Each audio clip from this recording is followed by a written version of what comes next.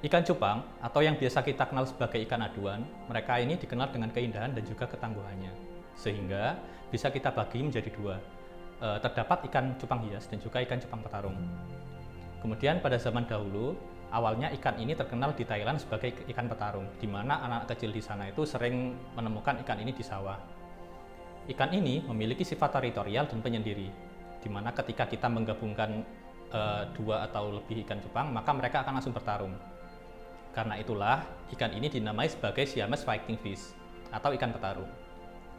Karena banyak orang Thailand yang mengadu ikan cupang ini, dan bahkan sampai dibuat taruhan, sehingga Raja Thailand ini melihat ada keuntungan dari adu ikan cupang. Dari situ, sang raja banyak menyelenggarakan pertandingan dan ada taruhan di dalamnya.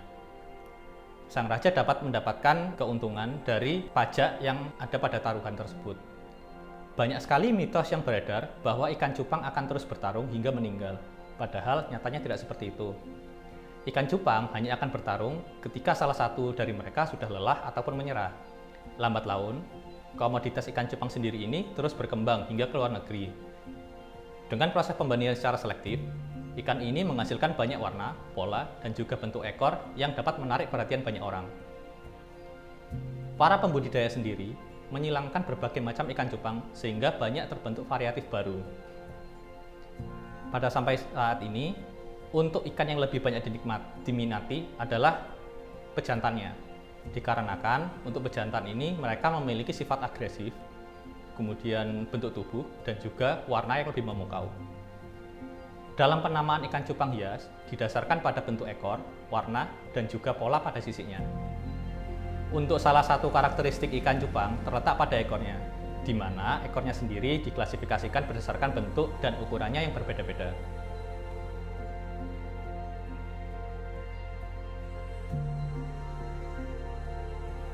Ikan cupang memiliki sel iridosit. Iridosit adalah sel yang membuat warna ikan cupang menjadi menarik seperti metalik. Ketika dikombinasikan dengan pigmen-pigmen tertentu, warnanya menjadi indah. Perpaduan antara keduanya mencetak banyak jenis cupang baru bervarian warna. Meski warnanya bermacam-macam, hanya ada 3 warna yang berperan pada kromatopor atau sel pigmen dari cupang ini, seperti eritrin, melanin, dan santanin. Warna-warna inilah yang berperan pada cupang tergantung pada kombinasi warna dan intensitas kromatopor pada sisiknya. Semakin banyak intensitasnya, maka semakin banyak gelap warnanya. Di alam, kromatopor cupang berubah bentuk dan warnanya tergantung tempat kondisinya. Ini yang membuat warnanya semakin cerah apabila ikan cupang terancam bahaya atau akan kawin. Sayangnya, ikan cupang yang sudah didomestifikasi tidak memiliki kemampuan ini karena adanya selective breeding. Pergerakan dan penampilannya membuat ikan cupang diminati.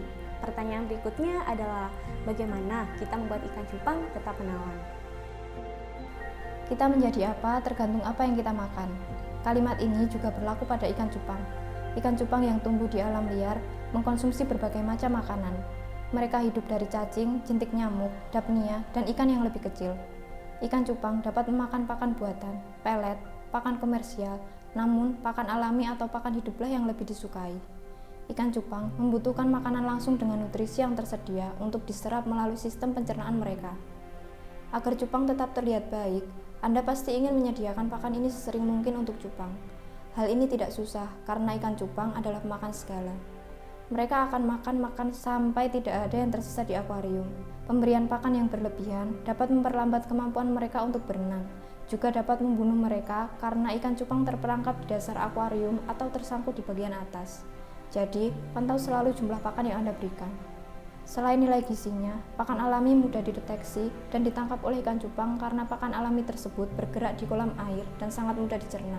Sudah banyak spesies organisme yang diuji coba potensinya sebagai pakan alami ikan cupang.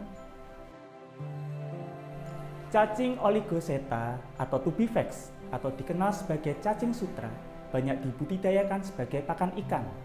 Tubifax merupakan salah satu pakan alami terbaik dan termurah untuk ikan, udang, dan juga katak. Cacing sutra bergerak seperti cacing tanah dengan cara menegangkan dan menarik tubuhnya. Cacing ini tumbuh paling cepat pada substrat yang mengandung kotoran sapi dan pasir halus. Sistem budidayanya membutuhkan air yang mengalir terus-menerus. Tubuhnya bersegmen, berbentuk seperti cacing tanah, berbentuk bulat pada penampang dan tidak pipih. Terkadang terlihat bulu kecil di tubuhnya. Cacing sutra tidak memiliki kaki, kepala, dan mulut yang mudah terlihat. Ada banyak spesies dari cacing sutra, kebanyakan berwarna merah, coklat, atau hitam.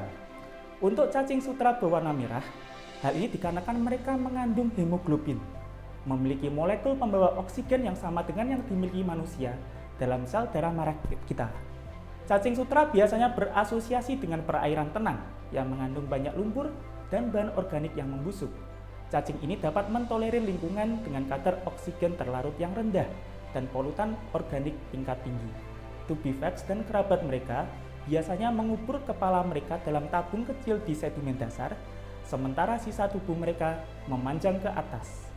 Pertukaran gas atau pernapasan terjadi langsung melalui kulit, sementara mulut digunakan untuk memakan bahan organik yang membusuk dari substrat. Kotoran mereka diekskresikan ke dalam air, dan dengan cara ini, cacing tubifax membalikan sedimen seperti halnya cacing tanah. Cacing sutra atau tubifax mengandung protein dan lipid yang tinggi, sehingga dapat meningkatkan kelulus hidupan dan pertumbuhan ikan cupang. Cacing sutra juga dapat meningkatkan warna pada ikan cupang. Cacing darah merupakan larva Chironomus atau lalat midge. Larva ini berbentuk seperti cacing dan memiliki hemoglobin serta berwarna merah. Karena warnanya yang merah, cacing ini kadang-kadang disebut sebagai bloodworm. Cacing darah memiliki bentuk kepala, kaki, dan pada banyak kasus strukturnya berbulu. Larva dan pupanya adalah makanan penting untuk ikan. Mereka merupakan organisme bentik yang paling melimpah dan ditemukan di semua jenis habitat, termasuk sungai, danau, kolam, persediaan air, dan sistem pembuangan kotoran. Kutu air merupakan salah satu pakan ikan cupang yang sangat bergizi untuk membantu pencernaan ikan cupang karena mereka sangat tinggi serat dan protein.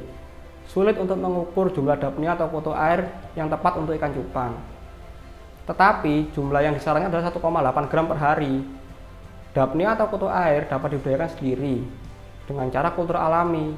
Setelah usia panen, wadah dapnia harus steril untuk menurunkan kemungkinan serangan bakteri atau parasit.